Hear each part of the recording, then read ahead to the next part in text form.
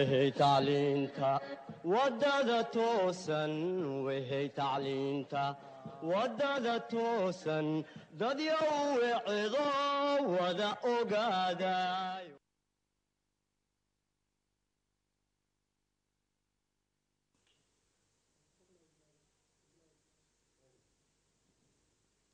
Bonsoir, je vais vous présenter une nouvelle séance de mathématiques pour les élèves de Terminal S. Ce sujet comporte un exercice d'analyse, donc je vais vous laisser découvrir l'exercice en question.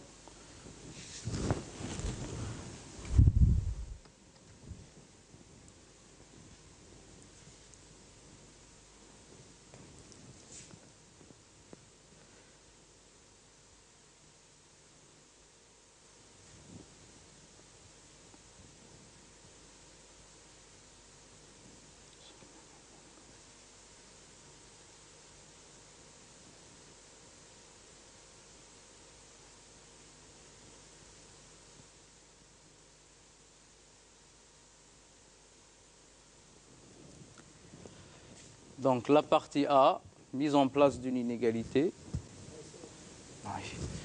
Donc la première question consiste à démontrer que pour tout réel x, e de x est supérieur ou égal à x plus 1. Donc, il y a différentes méthodes de démontrer cette inégalité. L'une d'entre elles consiste à une étude d'une fonction.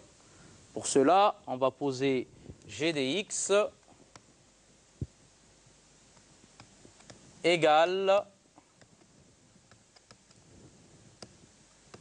e de x moins x moins 1. Bien sûr, pour tout x appartenant à R.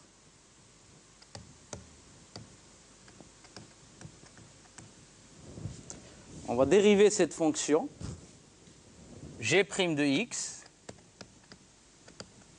sera égal, la dérivée de e de x, c'est e de x, d'après le cours. La dérivée de x, c'est 1. Et la dérivée de 1, qui est une constante, est nulle. Donc voilà g' de x, e de x moins 1. Maintenant, on va étudier le signe de cette dérivée. Pour cela, on ne fait qu'une seule partie. On va traiter e de x moins 1 quand est-ce que c'est positif ou nul. Cela équivaut à dire que on a e de x supérieur ou égal à 1. Et ainsi, ça correspond à x supérieur ou égal à 0, car le 1 correspond à e de 0. Donc maintenant, on va continuer sur cette lancée-là. Maintenant qu'on a calculé la dérivée et qu'on a trouvé le signe de la dérivée, on va construire le tableau de variation de g, qui est déjà fait. Je ne vois pas. Donc voici g', ça a été déjà construit. Donc nous allons compléter au fur et à mesure. Donc on a vu que la dérivée g' s'annule en 0, qu'elle est positive lorsque x est supérieur ou égal à 0. Donc réciproquement, elle est négative sur l'intervalle moins l'infini 0. Ainsi, les variations de g seront décroissantes sur moins l'infini 0 et croissantes sur 0 plus l'infini. Maintenant, calculons la valeur de g de 0. G de 0 est égal à e de 0 moins 0 moins 1. Comme e de 0 est égal à 1, 1 moins 1 est égal à 0. Donc ceci nous montre que g de x est toujours supérieur ou égal à 0. Et cela implique, équivaut même, à e de x moins 1 supérieur ou égal à 0. Et cela équivaut à e de x supérieur ou égal à x plus 1. Et voici l'inégalité qu'on voulait démontrer.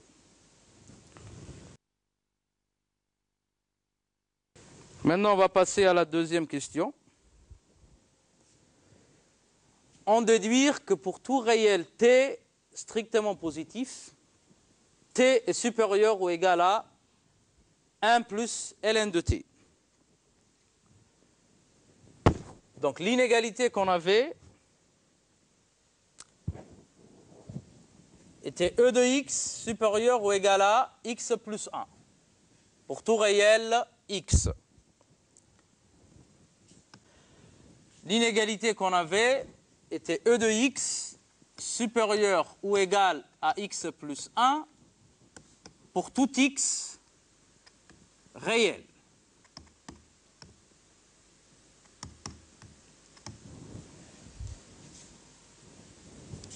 Posons maintenant t égale e de x. Donc c'est un changement de variable. Comme e de x est positif, ça on le sait, la fonction exponentielle est toujours positive sur R, donc t sera positif aussi, puisqu'il est égal à exponentielle de x.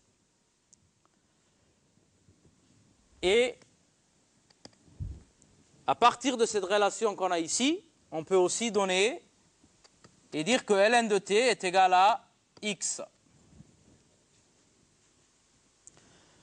Donc si on revient maintenant à l'inégalité de départ, e de x supérieur ou égal à x plus 1, cette inégalité qu'on va noter petit a. Petit 1 va s'écrire,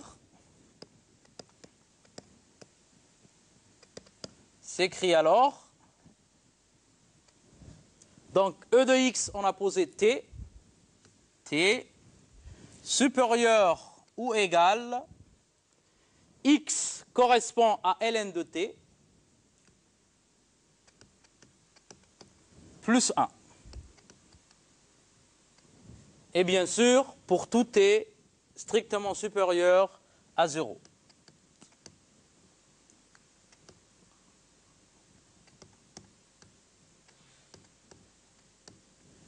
Donc voilà le résultat de la deuxième question.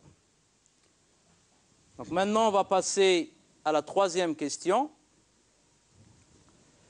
Prouver, en utilisant les deux inégalités précédentes, que pour tout réel x strictement positif, exponentielle de x moins ln de x moins 1 strictement positif.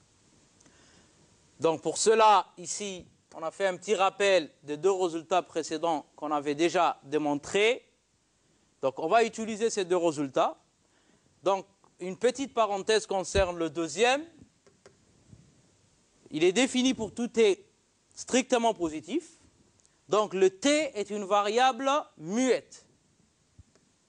Et une variable muette signifie qu'on peut remplacer le t par n'importe quelle variable, par exemple x ou y ou z. Donc si on choisit x aussi ici, les deux inégalités qu'on aura, ce sera e de x supérieur ou égal à x plus 1 et x supérieur ou égal à 1 plus ln de x. Donc comme on doit utiliser les deux inégalités en même temps, on est obligé de prendre l'intersection des deux intervalles de définition. La première étant définie sur R, la deuxième étant définie sur 0 plus l'infini ouvert. Donc pour utiliser les deux inégalités, on va utiliser ces deux inégalités sur l'intervalle 0 plus l'infini. Si on part de la première, on a e de x supérieur ou égal à x plus 1. On peut majorer x plus 1 minoré par x. X plus 1 est strictement plus grand que x, car x appartient à l'intervalle 0 plus l'infini. Or, x est supérieur ou égal à 1 plus ln de x. Donc, e de x sera strictement supérieur à 1 plus ln de x. Le strict vient d'ici. C'est strictement plus grand. Donc tout ça étant vrai pour tout x strictement positif. Donc voilà le résultat. On n'a pas encore terminé, désolé. Donc on fait passer tout d'un côté. E de x moins ln de x moins 1 strictement positif. Voilà le résultat final.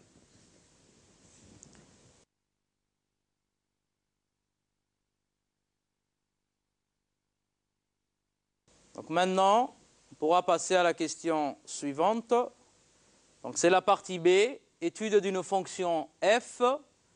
On considère la fonction f définie sur l'intervalle 0 plus l'infini par f de x égale à 1 plus exponentielle de moins x ln de x.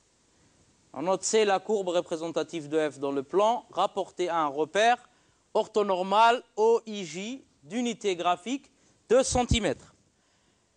Premièrement, on va essayer de mettre l'importance sur l'unité graphique. Donc, dans ce cas, ici, c'est 2 cm. Donc, on va essayer de faire un repère qui a pour unité graphique 2 cm. Donc, voici le repère. Donc, si vous regardez bien ici, on a les mêmes feuilles que ceux que vous avez sur vos cahiers petits carreaux. Donc, vous savez très bien que le cahier petit carreau, 2 petits carreaux correspondent à 1 cm. Donc, quand on vous dit une unité graphique, c'est 2 cm, ça veut dire qu'on prend 2 cm 4 carreaux et que là, on marque 1, une unité. Pareil sur l'axe des ordonnées. On prend 4 carreaux et 4 carreaux correspondent à 2 cm. Et là, on marque 1. Et ainsi de suite en gardant le même écart à chaque fois. Donc maintenant, on va continuer. On va passer à la première question. On doit calculer les limites de f en 0 et en plus l'infini. Premièrement, commençons la limite en 0. Donc f est de la forme d'un produit 1 plus e de moins x ln de x. Donc on va premièrement calculer 1 plus exponentielle de moins x lorsque x tend vers 0 plus. Donc cela correspond à 1 plus exponentielle de 0, on sait que c'est 1, donc ça fera 2. Deuxièmement, la limite de ln de x lorsqu'x tend vers 0. D'après le cours, ça c'est égal à moins l'infini. On peut visualiser ça aussi sur le graphique de la fonction logarithme. Donc là, on voit bien que la limite lorsqu'x tend vers 0, par valeur supérieure, ln de x tend vers moins l'infini. Donc ça, c'était une petite parenthèse. Maintenant, on va répondre. Donc, on a la limite de 1 plus exponentielle de moins x, 2. La limite de ln de x égale à moins l'infini. Et l'opération, c'est le produit. Par produit, la limite de f de x, lorsque x tend vers 0, 0 plus, signifie par valeur supérieure à 0, est égal à 2 fois moins l'infini qui est égal à moins l'infini. Donc, on a obtenu la limite de f de x lorsque x tend vers 0 plus égale à moins l'infini. Donc, interprétons ça graphiquement. Donc, cela équivaut à dire que la courbe, la droite d'équation, x égale à 0 est une asymptote verticale à la courbe CDF.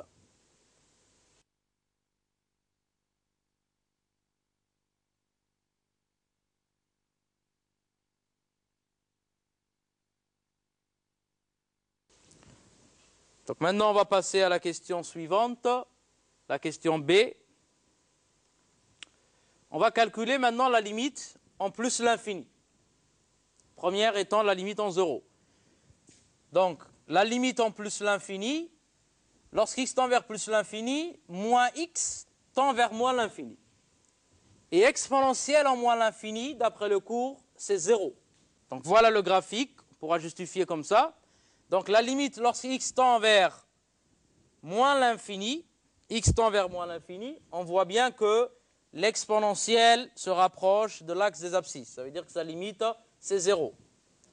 Donc on revient sur le résultat de la fonction. Donc là, on a 1 plus exponentielle de moins x. On vient de voir que ça tend vers 0. Donc par somme, cette limite tend vers 1. Deuxième limite, la limite de ln de x lorsque x tend vers plus l'infini. Donc ça, d'après le cours, on peut aussi visualiser ça aussi sur le graphique de la fonction logarithme. Donc on voit bien lorsque x tend vers plus l'infini, la fonction ln ne fait que monter. Donc limite de ln de x est égale à plus l'infini lorsque x tend vers plus l'infini. Donc on revient sur la feuille de départ. Donc voilà, ça c'est égal à plus l'infini.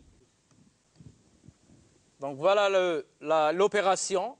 Par produit de limite, la limite de f de x, lorsqu'x tend vers plus l'infini, sera égale à plus l'infini.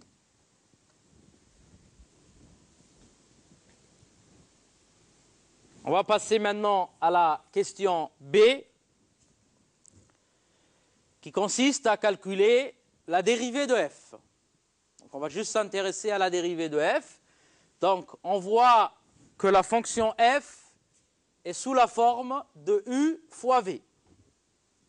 Donc u fois v, vous avez vu cette formule en cours. Donc u fois v' est égal à u' fois v plus v' fois u. U étant 1 plus e de moins x et v étant ln de x. Calculons la dérivée de f, f' de x. La dérivée de exponentielle de moins x est donc égale à moins e de moins x fois v, v c'est ln de x, plus v', v étant ln de x, la dérivée de v, c'est la dérivée de ln de x, et d'après le cours, on sait que la dérivée de ln de x, c'est 1 sur x. Donc, là, on aura 1 sur x fois u. U, c'est 1 plus exponentielle de moins x. f' de x est égal à moins exponentielle de moins x, ln de x, plus 1 plus exponentielle de moins x sur x. Donc pour l'instant, on s'arrête ici. On passe à la question suivante. Prouvez que pour tout réel x positif, f' de x est du signe de exponentielle de x plus 1 moins x ln de x. Donc pour cela, reprenons la dérivée qu'on avait tout à l'heure. Donc la dérivée qu'on avait obtenue, f' de x, c'est égal à moins exponentielle de moins x, ln de x, plus 1 plus exponentielle de moins x sur x.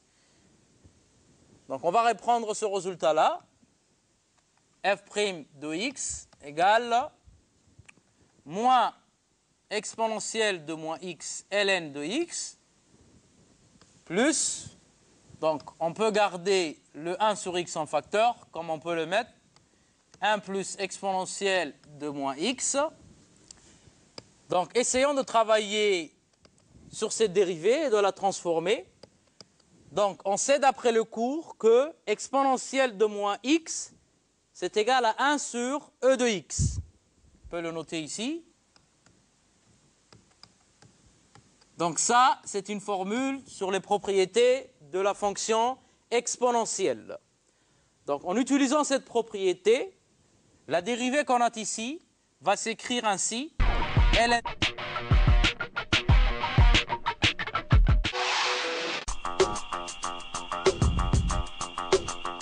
مدرسة هورن أوف أفريكا إليمنتري سكول فتحت أبوابها من سبتمبر الماضي، بتساعد الطفل على تعلم اللغة الإنجليزية بسهولة. فصول جديدة وأساتذة متخصصين في انتظارهم. يلا سجلوا أطفالكم بسرعة في صف الحضانة الأول الابتدائي وصف متعدد اللغات. مدرسة هورن أوف أفريكا إليمنتري سكول في مدرسة كاثوليك ديوسيس دي جيبوتي. معلومات أكثر اتصلوا ب 21 35 76 13 أو 77 85 57 49.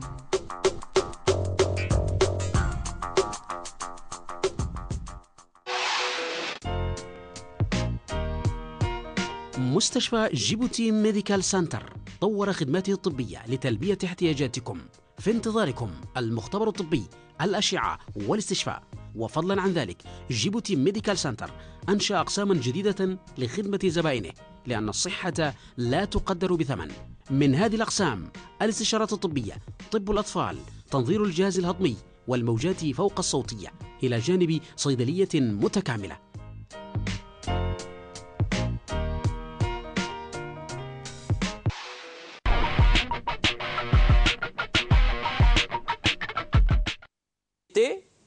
La dérivée qu'on a ici va s'écrire ainsi: ln de x sur exponentielle de x plus 1 sur x. Et là aussi, on va utiliser la même formule à l'intérieur de la parenthèse. 1 sur e de x. Donc là, on peut réduire au même dénominateur à l'intérieur de la parenthèse. Donc on aura moins ln de x sur e de x plus 1 sur x, e de x plus 1 sur e de x. Ainsi, on peut réduire au même dénominateur avec le premier membre aussi. Il suffit de multiplier par x en haut et en bas. Donc là, on aura moins x ln de x. Ici, on aura plus e de x plus 1 sur x e de x.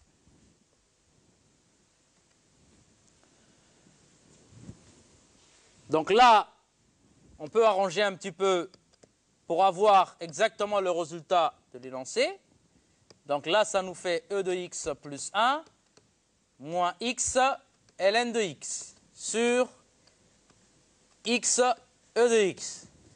Donc là, on remarque que le numérateur correspond au résultat que nous avons dans la question. La question, c'était de démontrer que f' de x est du signe de e de x plus 1 moins x ln de x. Alors, le dénominateur x exponentielle de x qu'on a ici, on sait déjà que l'exponentielle de x est strictement positif sur r.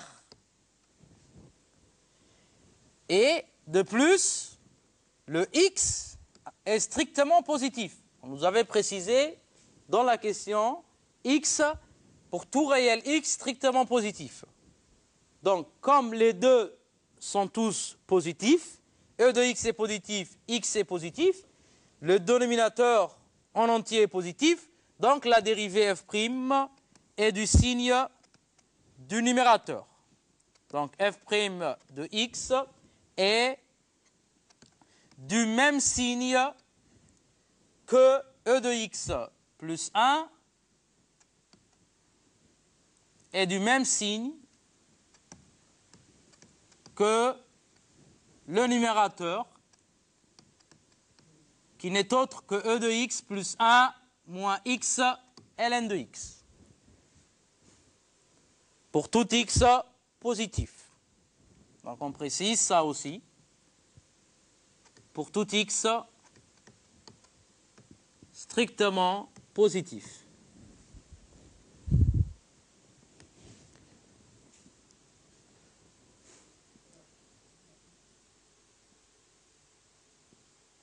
Donc on peut voir la démarche en entier. Donc maintenant, on va passer à la question C. La question 2, soit h, la fonction définie sur 0 plus l'infini par h de x égale à exponentielle de x plus 1 moins x ln de x, si x est supérieur à 0, et 2, si x est égal à 0. Première question, h est-elle contenue en 0? Donc c'est une fonction qui est définie par morceau. Pour montrer qu'une fonction est contenue en 0, il y a une propriété du cours. On va faire un petit rappel. Donc voici la propriété. H est contenu en A si et seulement si la limite de h de x, lorsque x tend vers A, est égale à h de A. Donc maintenant pour nous, le A, c'est 0. Donc on va devoir calculer la limite de h de x lorsque x tend vers 0. Mais on a aussi la valeur de h de 0. On nous a donné dans la définition de la fonction, h de x est égal à 2 si x est égal à 0. Cela équivaut à dire que h de 0 est égal à 2. Donc on a déjà h de 0 qui est égal à 2. Maintenant on va calculer la limite de h de x lorsqu'x tend vers 0. Limite de exponentielle de x plus 1. Premièrement, calculons ça.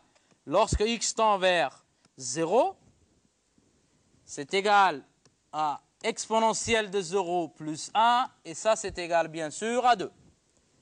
Ensuite, la limite de moins x ln de x, lorsque x tend vers 0.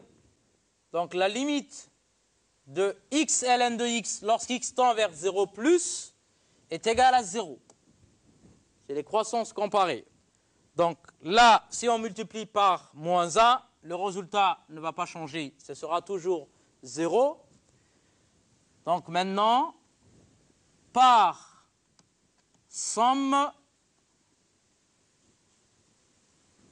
la limite de h de x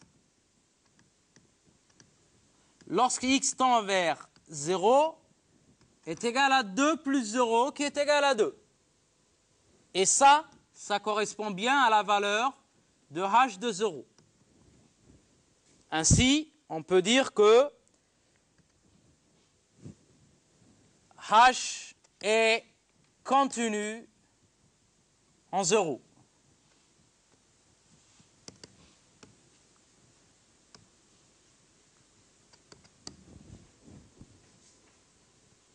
Donc voici la deuxième question.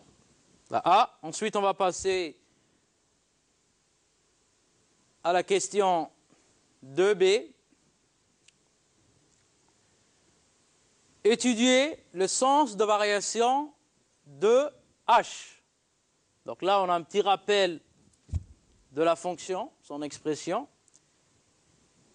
Alors, commençons la dérivée de h. Donc, h' de x. La dérivée de exponentielle de x, c'est exponentielle de x. La dérivée de 1, c'est 0 parce que c'est une constante. Et la dérivée de x ln de x, on va utiliser la formule de tout à l'heure, u fois v. U, c'est x, et v, c'est ln de x. Donc, on aura u', ça fait 1, fois ln de x, plus v', ça veut dire la dérivée de ln de x, c'est 1 sur x, on l'avait vu tout à l'heure, fois u.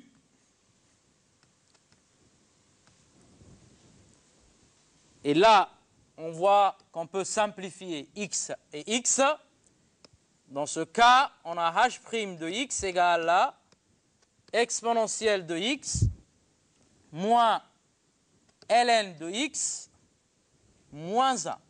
Le moins 1 étant le développement. Donc là, on remarque une expression qu'on a déjà vue dans la partie A. D'après la troisième question de la partie A, on avait démontré ce résultat pour tout réel x strictement positif. exponentielle de x moins ln de x moins 1 strictement positif. Donc, du coup, on peut dire que h' de x est strictement positif pour tout réel x strictement positif. Ainsi, on peut dire que h est strictement croissante pour tout réel x strictement positif. H est strictement croissante pour tout x strictement positif. Donc voilà les variations de la fonction h. Donc on peut remarquer qu'on n'a pas fait de tableau de variation. Donc la question était d'étudier le sens de variation. Donc on peut faire sous la forme d'une phrase ou sous la forme d'un tableau. Maintenant on va passer à la question suivante. La question C. On nous demande d'en déduire le signe de h de x pour x strictement positif. Donc le fait qu'on nous dise en déduire signifie qu'on doit utiliser le résultat précédent. Ça veut dire le résultat de la question précédente qui était h strictement croissante pour tout x strictement positif. Donc, grâce à ça, on va essayer de faire un petit tableau de variation de la fonction h sur l'intervalle 0 plus l'infini. Donc, h de x est strictement croissante. Donc là, on voit qu'elle peut admettre un minimum. Pour cela, on doit calculer h de 0. Mais h de 0, on nous avait déjà donné, c'était égal à 2. Donc h admet un minimum. Ce minimum est égal à 2. Il est atteint pour x égale à 0. Donc, d'après le tableau de variation, on peut dire que pour tout x strictement positif, h de x est supérieur ou égal à 2 et 2 étant strictement positif. Ainsi, ça signifie que h de x est strictement positif. Donc voilà le signe de h de x. Maintenant, on va passer à la question suivante, la question numéro 3. Donc on nous demande de déduire des questions précédentes le tableau de variation de f. Donc on va essayer de se rappeler déjà l'expression de la dérivée de f. Donc voici la dérivée de f qu'on avait, f' de x était égal à ça, et on avait montré que f' de x est du même signe que exponentielle de x plus 1 moins x ln de x, pour tout x strictement positif. Donc l'expression qu'on a ici correspond à l'expression de la fonction h de x. Donc h de x qui est là, c'est exponentielle de x plus 1 moins x ln de x. Donc du coup, on peut dire que f' de x est du même signe que h de x. Donc on revient sur le tableau de variation. F' de x est du signe de h de x. Et on vient de montrer que h de x est strictement positif. Donc cela équivaut à dire alors que f' de x est strictement positif pour tout x strictement supérieur à 0. Donc du coup, on peut compléter le tableau de variation. F' de x est strictement positif. Donc la fonction f de x sera strictement croissante. On va compléter les limites. On les avait déjà calculées. La limite en 0 de f de x, on revient en arrière pour voir le résultat. Donc f de x, lorsqu'x tend vers 0, c'était égal à moins l'infini. On va voir aussi la deuxième limite. La limite de f de x, lorsqu'x tend vers plus l'infini, est égale à plus l'infini. Donc, on va compléter le tableau de variation avec les valeurs des deux limites. En 0, c'est moins l'infini. et en plus l'infini, c'est plus l'infini, ce qui est logique. Elle part de moins l'infini et elle monte jusqu'à plus l'infini.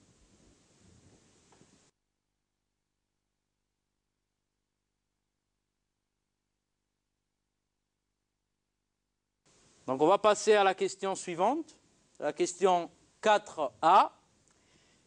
Déterminer une équation de la tangente t à la courbe C au point d'abscisse 1. Donc la courbe C étant la courbe de la fonction f. La courbe C, c'est la courbe de la fonction f. Donc pour calculer l'équation de la tangente t au point d'abscisse A, il y a la formule de cours. On va essayer de faire un rappel de cette formule-là. Donc, équation de la tangente à C de f au point d'abscisse A, c'est y égale à f' de A, facteur de x moins A, plus f de A. Donc, pour nous, l'abscisse, c'est 1. Donc, ça veut dire que A est égal à 1. Donc, notre équation pour la tangente t va s'écrire y égale f'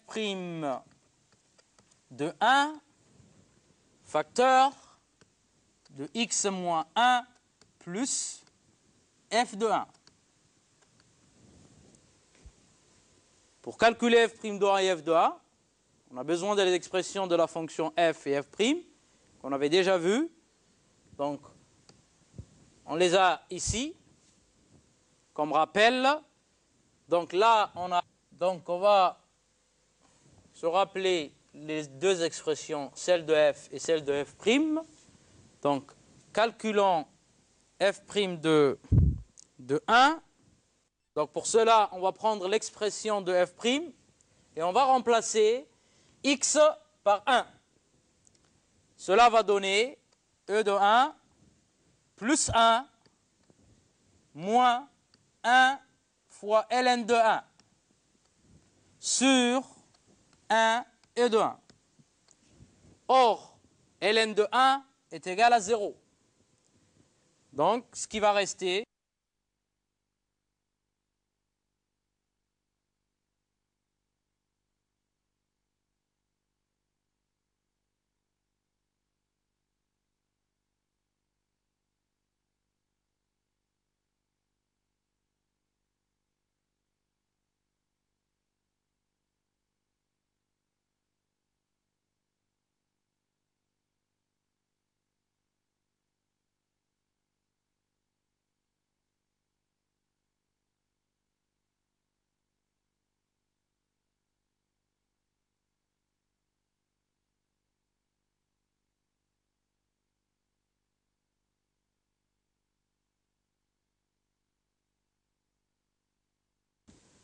donc voilà l'équation de la tangente t à la courbe C au point d'abscisse 1.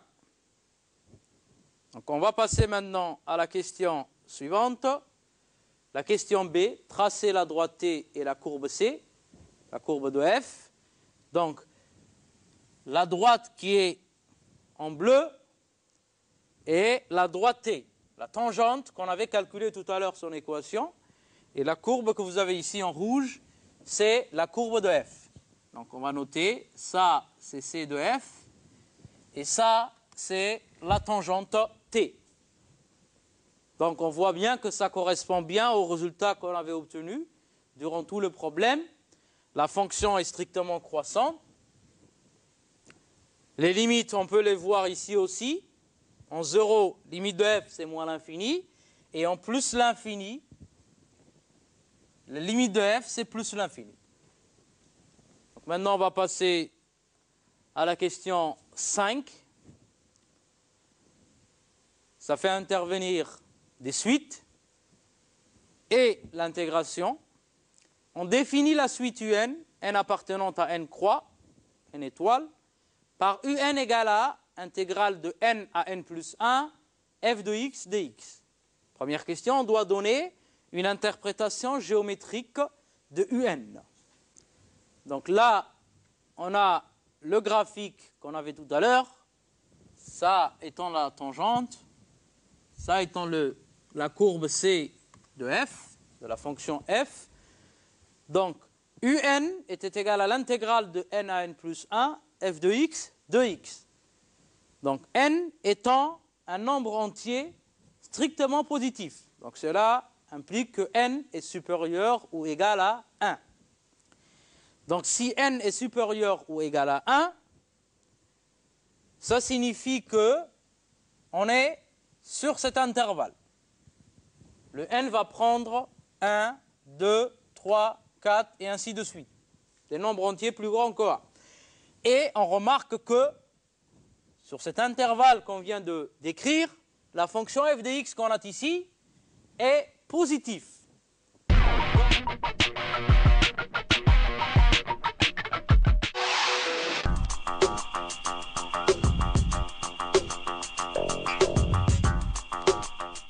cusbatu baritoy horn of africa elementary school dacsta maytadhigin naharsifa kotu warre september arsaka kabin tamara hala dhaylo ingiliis afsini barcelon cusbadaasi teke barito dudal kabir wasina la ambalta ama dhaylot kuba afte barito hurruy school xulani karma kafi urruy la barsana undatu barito naharsidaasi barito darsay tuhuk bagut gif ya mara inki ingiliis afin la barsan tamara ahmad bay hidraam école catholique diocèse de Djibouti تليفون بدي كاكا لبعتنا كيتي صدومك كوني من حتى بانكي لحي تبانكي سدحوي من حتى بانكي ملحيني بحر تبانكي كوني كنتونكي ملحيني مروتونكي سقالة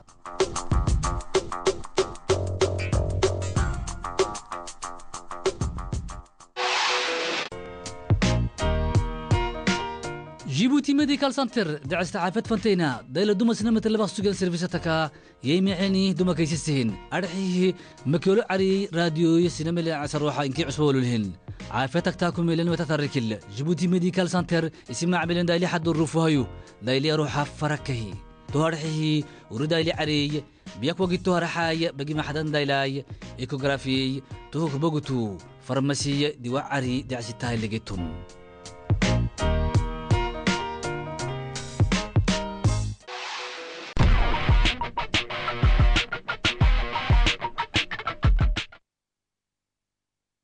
Remarque que sur cet intervalle qu'on vient de décrire, la fonction f de x qu'on a ici est positive. Donc, par exemple, si on prend n égale à 3, le U3 va correspondre à l'intégrale de 3 à 4 de f de x dx. Donc, si on assure ça sur le graphique qu'on a ici,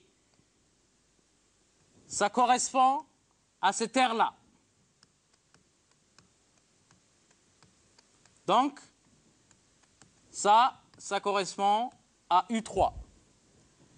Donc, là, on voit que cette aire-là, c'est l'aire du domaine délimité par la courbe CDF, l'axe des abscisses, les droites d'équation x égale à 3 et x égale à 4. Donc, de manière générale, pour le UN, ce sera l'aire du domaine délimité par la courbe C de F, l'axe des abscisses et les droites d'équation x égale à n et n plus 1.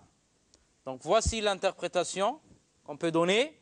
UN représente l'aire du domaine délimité par la courbe CDF, l'axe des abscisses et les droites d'équation x égale à n et x égale à n plus 1.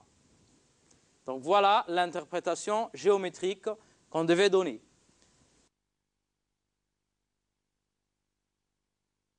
On passe maintenant à la question suivante.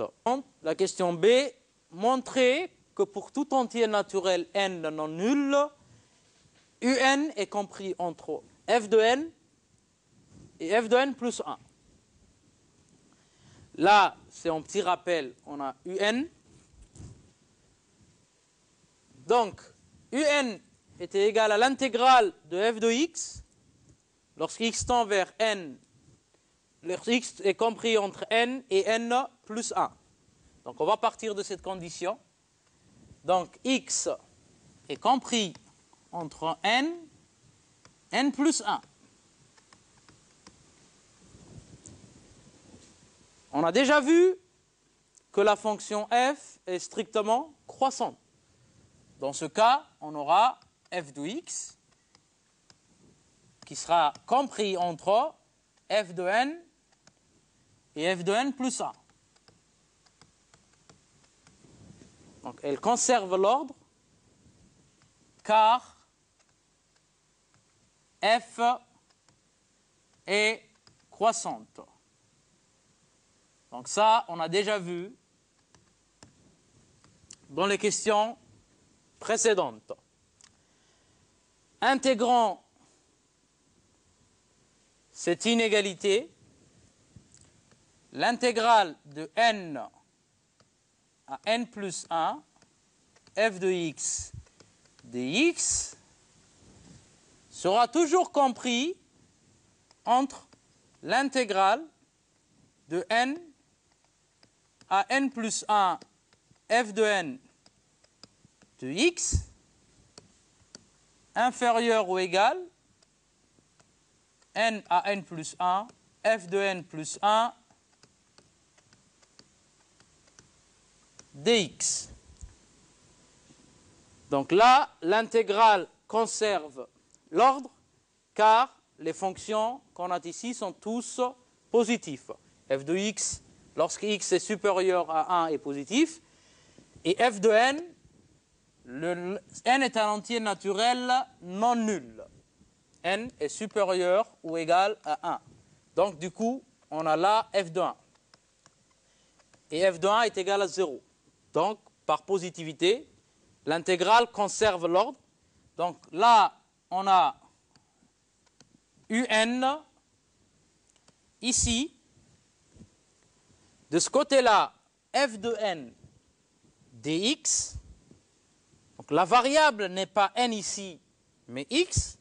Le f de n est une constante. Donc on peut le mettre à l'extérieur. Du coup, on aura f de n fois intégrale de n à n plus 1 dx. De l'autre côté, on aura la même chose, fn plus 1 étant une constante, on aura fn plus 1 fois intégrale de n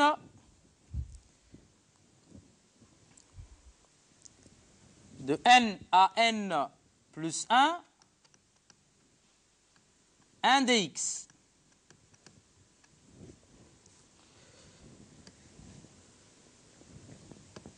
Ainsi, un sera compris entre f de n, donc l'intégrale de n à n plus 1 de 1 dx, on peut le calculer ici. Donc, on sait que la primitive de 1, c'est x, donc cela correspond à x entre n et n plus 1.